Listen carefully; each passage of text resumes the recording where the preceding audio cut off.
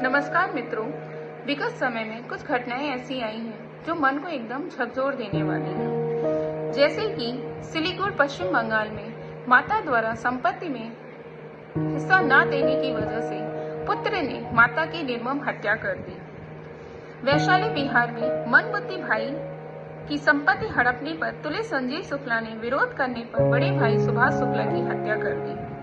हैदराबाद के उद्योगपति बेलाजन ग्रुप के मालिक 86 वर्षीय वीसी जनार्दन राव की उनके पोते द्वारा, जो कि 28 वर्षीय था, अमेरिका से पढ़कर आया था, उसने 76 वार किए चाकू से और बीच में आई मां को भी घायल कर दिया। अब आप स्वयं विचार करिए कि हम अपनी संतानों को किस प्रकार की शिक्षा दे रहे हैं कि आज उनके लिए धन संपत्ति इतना अधिक महत्वपूर्ण हो गया है कि वो रिश्तों को भी तार तार कर दे रहे हैं, रिश्तों को कोई मूल्य नहीं दे रहे हैं। क्या बच्चों के जीवन में माता पिता की कोई अहमियत नहीं है? और क्या माता पिता का कोई कर्तव्य नहीं है कि वो अपने बच्चों को अच्छी शिक्षा दें, शिष्टता का व्यवहार सिखाएं, कर्तव्यों का पालन कैसे करना है ये उन्हें बताएं। आज माता पिता धन, वैभव और प्रतिष्ठा के लिए अपने आप को इतना व्यस्त कर दिया है कि उन्होंने बच्चों को समय देना ही बंद कर दिया है। उनके पास बच्चों को समय देने के लिए समय ही नहीं है। आज अगर हम बच्चों की परवरिश की बात करें तो आज बच्चों संतानों को माता पिता की बजाय उनकी आया मेट संभाल रही है।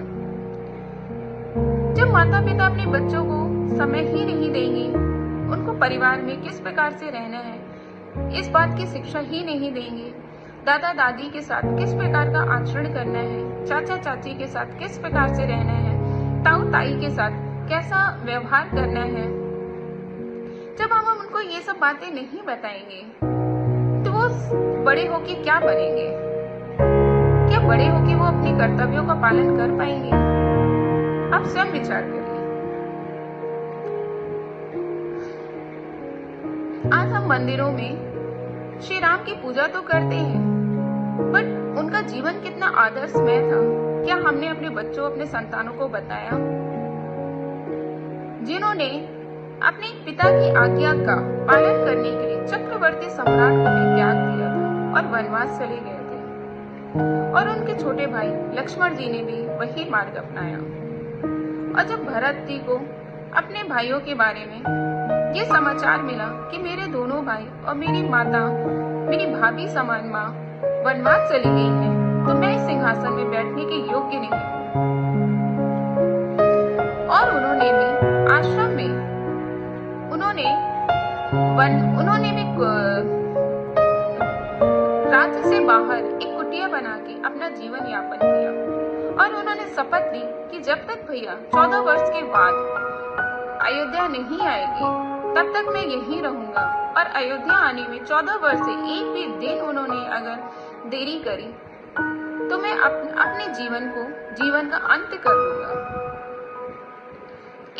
एक ये हमारे भगवान हैं जिनकी हम रोज पूजा करते हैं, लेकिन हम उनके आदर्श को नहीं बताते। तो आप स्वयं विचार करिए कि जब आप अपने बच्चों को ऐसी शिक्षा नहीं देंगे, आप अपने महापुरुषों की सौर गाथाएं नहीं सुनाएंगे, तो बच्चे आपके क्या सीखेंगे? आज बच्चे पूरे तरीके से बॉलीवुड में रम चुके हैं। आज फिल्मी गानों को वो ऐसे गाते हैं जिनका कोई अर्थ नहीं है, जिनका कोई मीनिंग ही नहीं है। अगर हम उनसे रामायण के बारे में पूछे, महाभारत के बारे में पूछे, तो उनको कुछ पता ही नहीं है। जब अपने धर्म के बारे में नहीं जानते, अपने शास्त्रों के बारे में नहीं जानते, अपने महापुरुषों के बारे में नहीं जानते, तो वो फिर संतानें किस प्रकार से तैयार होंगी? फिर आप उनसे किस प्रकार आशा रख सकते हैं कि वो बुढ़ापे में आपकी सेवा करेंगे? आप अगर उनको एक चीज नहीं देंगे तो आपकी मौत के घाट उतार देंगे।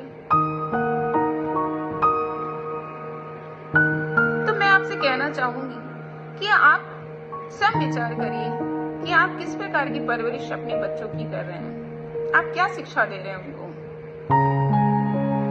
क्या आपने कभी उनको रानी लक्ष्मीबाई की शौर्य गाथाएं सुनाई? क्या महाराणा प्रताप जी के बारे में बताया, जिन्होंने घास की रोटियां खाना तो स्वीकार किया बट कभी मुगलों के सामने नहीं झुके?